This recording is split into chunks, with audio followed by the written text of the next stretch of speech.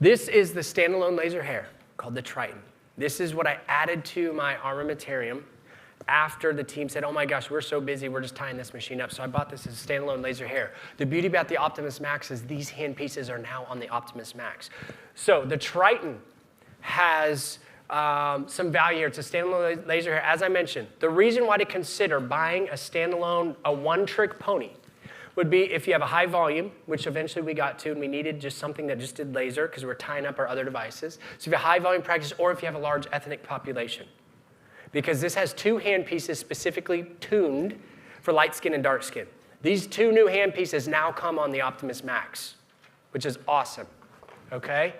So we have a Triton Duo Light, Triton Duo Dark. I'll let you decide which one does what. The name says it all, right? So the light is specifically tuned for light-skinned individuals. Very difficult to treat if you have light skin and fine blonde hair because our target is the melanin in the hair shaft. When you have blonde hair, there's not a good target. It's not very dark. It's seeking dark pigment, melanin, in the hair shaft. So when you have blonde hair on white skin, that's a difficult one.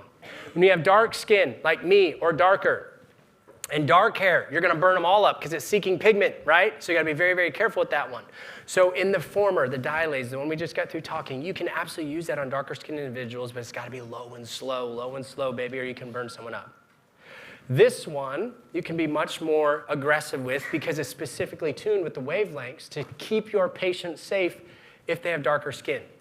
So the way we've done that is we have created hybrid wavelengths. So we've mixed the gold standard wavelength, 810, and we've used a more aggressive one, 755, to try to seek out and find melanin in the blonde, fine, lighter hair.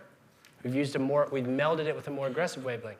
For the darker skinned individuals, we've taken this 810, which could be a little dicey if you don't go low and slow, and we have toned it down by melding it hybrid with the 1064, safer in a dark-skinned individual.